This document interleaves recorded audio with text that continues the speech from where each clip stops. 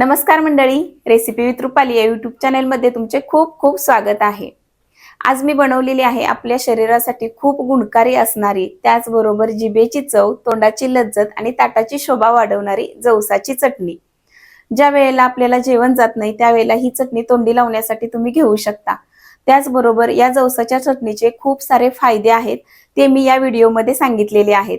त्यामुळे video skip न करता शेवटपर्यंत पहा। चला तर मग वेळ न घालवता पटकन रेसिपीला सुरुवात करूया।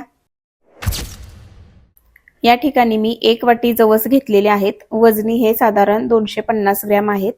त्यानंतर 5 ते 6 लाल सुक्या मिरच्या, या ठिकाणी तुम्ही लाल मिरची पावडर वापरली तरी सुद्धा चालेल।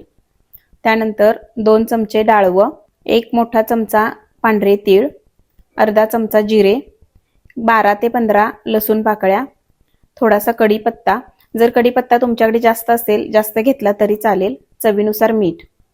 सुरुवातीला गॅसवरती पॅन गरम करण्यासाठी ठेवायचा, त्यामध्ये जवस घ्यायचे, त्यामध्येच तीळ सुद्धा घ्यायचे। हे जवस आणि तीळ खमंग भाजून घ्यायचे। पॅन मध्ये जवस तडतड उडायला लागले, त्याचबरोबर हलकासा रंग बदलला आणि खमंग असा वास आला की समजायचं जवस चांगले भाजलेले आहेत। आणि सतत हलवत राहायचं म्हणजे जवस सर्व बाजूनी व्यवस्थित भाजले जातात।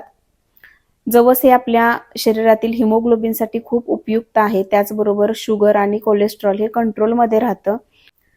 त्वचेसाठी सुद्धा हिमोग्लोबिन खूप उपयुक्त आहे। त्याचबरोबर आपल्या शरीरासाठी आवश्यक असणारी जीवनसत्वे, खनिजे यामध्ये असतात। त्यामुळे सर्वांनी जवसाची चटणी किंवा कोणत्याही प्रकारे जवस हे खाल्लंच पाहिजे। पहा, या प्रकारे मी या ठिकाणी जवस चांगले भाजून घेतलेले आहेत। तर त्याच पॅन मध्ये जिरे घ्यायचे, लसूण, कढीपत्ता आणि लाल सुक्या मिरच्या। जर तुम्ही मिरची पावडर घेतली असेल तर ती काय भाजायची गरज नाही। या ठिकाणी मी मिरच्या घेतलीत म्हणून थोड्याशा भाजून घेणार आहे। त्यामध्येच थोडंसं तेल घालायचं आणि हे छान असं भाजून घ्यायचं। यातलं मॉइश्चर पूर्ण कमी झालं पाहिजे, कढीपत्त्यामधलं किंवा लसणामधलं, इतपत भाजून घ्यायचं। लसणाला सुद्धा छान असे डाग पडेपर्यंत भाजून घेतलेलं आहे। आता भाजलेले जवस थंड झाले की एका मिक्सरच्या भांड्यामध्ये घ्यायचे। या ठिकाणी त्यामध्येच डाळवं आणि जे लाल सुक्या मिरच्या, कढीपत्ता, लसूण, जिरे हे भाजून घेतलेलं होतं ते सर्व यामध्येच घालायचं।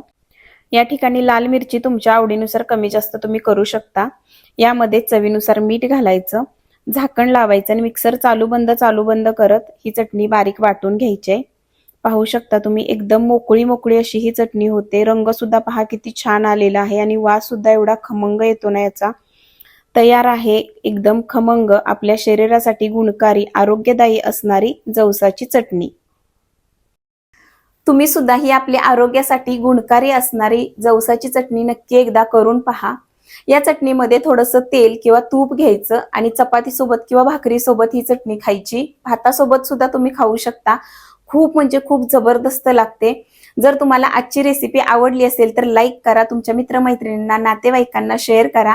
रेसिपी कशी वाटली कमेंट करून नक्की सांगा। अशाच नवनवीन रेसिपी पाहण्यासाठी जर चॅनेलला सबस्क्राईब केलं नसेल तर रेसिपी विथ रुपाली या यूट्यूब चॅनेलला पटकन सबस्क्राईब करा। त्याचबरोबर बेल आयकॉन प्रेस करा म्हणजे नवीन व्हिडिओचे नोटिफिकेशन सर्वात अगोदर तुम्हाला मिळतील। पुन्हा भेटू अशाच एका नवीन खमंग रेसिपी सोबत, तोपर्यंत धन्यवाद।